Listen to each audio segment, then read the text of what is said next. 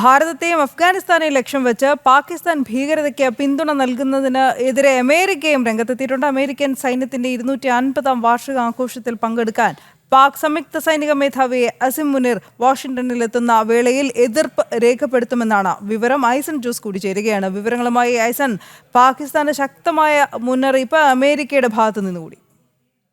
തീർച്ചയായും മനു, അമേരിക്കയുടെ ഭാഗത്തു നിന്ന് കൃത്യമായൊരു മുന്നറിയിപ്പ് ഉണ്ടാകും. അത് കൃത്യമായി തന്നെ പാകിസ്ഥാൻ സൈനിക മേധാവിയെ അറിയിക്കുമെന്ന് തന്നെയാണ് ഇപ്പോൾ നമുക്ക് ലഭ്യമാകുന്ന സൂചന. സൈനിക മേധാവി നമുക്കറിയാവുന്നതാണ്, അസിം മുനീറിൻ്റെ ഇടപെടലും പഹൽഗാം ആക്രമണവും അതേ തുടർന്നുണ്ടായ ഓപ്പറേഷൻ സിന്ദൂർ എല്ലാം തന്നെ അതിനെ വഴിവെച്ചത് അസിം മുനീറിൻ്റെ ഒരു രീതിയിലാണ്, അല്ലെ അദ്ദേഹത്തിൻ്റെ നിലപാടുകളിലാണ് എന്നത് വളരെ കൃത്യമായി നമുക്കറിയാവുന്ന ഒരു സാഹചര്യമുണ്ട്. ആ ഒരു പശ്ചാത്തലത്തിലാണ് അമേരിക്കയുടെ സൈന്യത്തിൻ്റെ 250-ാം വാർഷികാഘോഷത്തിൻ്റെ ഭാഗമാകുന്നതിന് അസിം മുനീർ അമേരിക്കയിലെത്തുന്നത്. അമേരിക്കയിലെത്തുന്നത് 14-ാം തീയതിയാണ് ഈ ചടങ്ങ് എങ്കിൽ കൂടി നാളെയാണ് അമേരിക്കയിൽ എത്തുക എന്നാണ് അറിയാൻ സാധിക്കുന്നത്. പല രീതിയിലുള്ള ചർച്ചകളും നടക്കുമെന്ന് ഒരു സൂചനയും ലഭ്യമാകുന്നുണ്ട്. ഈ ഒരു ചർച്ചകൾക്കിടയിലായിരിക്കും തീർച്ചയായും അമേരിക്ക പാകിസ്ഥാൻ്റെ ചില നിലപാടുകൾ, അതായത് ഭീകരതയെ പിന്തുണയ്ക്കുന്ന ഭാരതത്തെയും അതുപോലെ അഫ്ഗാനിസ്ഥാനെയും ലക്ഷ്യം വെച്ച് ഭീകരതയ്ക്ക് പിന്തുണ നൽകുന്ന ചില നീക്കങ്ങൾ നടത്തുന്നുണ്ട്. ആ നീക്കങ്ങളെ അതിശക്തമായി എതിർക്കാനുള്ളൊരു നിലപാട് തന്നെയാണ് അമേരിക്കയുടെ ഭാഗത്തു നിന്നുണ്ടാവുക. അത് കൃത്യമായി അസിം മുനീറിനെ അറിയിക്കുകയും ചെയ്യുമെന്നാണ് അറിയാൻ സാധിക്കുന്നത്.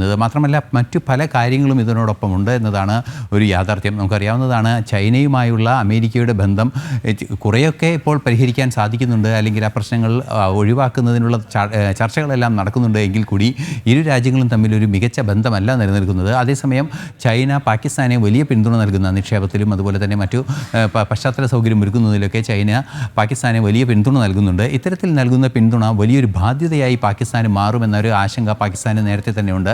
നമുക്കറിയാവുന്നതാണ്, ശ്രീലങ്കയിലെ വിഷയങ്ങളിലെല്ലാം തന്നെ ഇത്തരത്തിലൊരു ബാധ്യതയായി മാറിയൊരു സാഹചര്യമുണ്ട്. അത്തരത്തിലൊരു ബാധ്യതയായി മാറുന്ന സാഹചര്യമുണ്ടായാൽ ഏത് രീതിയിലാണ് അതിനെ കൈകാര്യം ചെയ്യുക, അതിനെ ഒരു ശക്തമായ രാഷ്ട്രത്തിൻ്റെ പിന്തുണ വേണമെന്ന ഒരു നിലപാട് അല്ലെങ്കിൽ അത്തരത്തിലൊരു ചിന്ത പാകിസ്ഥാൻ്റെ ഭാഗത്തു നിന്നുണ്ട്. സ്വാഭാവികമായും അത് അമേരിക്കയോട് കൂറു പുലർത്തുന്ന രീതിയിൽ, അല്ലെ അങ്ങോട്ട് ചായുന്ന രീതിയിലേക്ക് ആ അന്താരാഷ്ട്ര നയത്തെ മാറ്റുക എന്നതാണ് പാകിസ്ഥാനിലെ നിലവിലുള്ള ഒരു ആശയം, അല്ലെങ്കിൽ അത് നടപ്പാക്കാൻ സാധ്യമായൊരു വഴി. ഈ ഒരു പശ്ചാത്തലത്തിൽ കൂടിയാണ് അമേരിക്കയുമായി അടുക്കുന്നതിനുള്ളൊരു നീക്കം പാകിസ്ഥാൻ നടത്തുന്നത്. എന്നാൽ ഭീകരതയ്ക്കെതിരായ കർശന നിലപാടിൽ അമേരിക്ക ഒരു വിട്ടുവീഴ്ചയും ചെയ്യില്ല എന്നതൊരു യാഥാർത്ഥ്യം തന്നെയാണ്. ആ ഒരു സാഹചര്യത്തിലാണ് ഭീകരവിരുദ്ധ നിലപാടുകൾ ശക്തമാക്കുകയും ഭീകരതയെ പ്രോത്സാഹിപ്പിക്കുന്നത് അവസാനിപ്പിക്കുകയും ചെയ്താൽ കൂടുതൽ ശക്തമായ സഹകരണത്തിന് സാധ്യതകൾ തുറക്കാമെന്നൊരു സൂചന അമേരിക്കയുടെ ഭാഗത്തു നിന്നുണ്ടാവുകയും ചെയ്യുക. ഇത് നേരിട്ട് അറിയിക്കും. അമേരിക്ക സന്ദർശിക്കാനിരിക്കുന്ന അസിം മുനീറിനെ ഇക്കാര്യം നേരിട്ട് അറിയിക്കുക എന്നതാണ് ലക്ഷ്യം.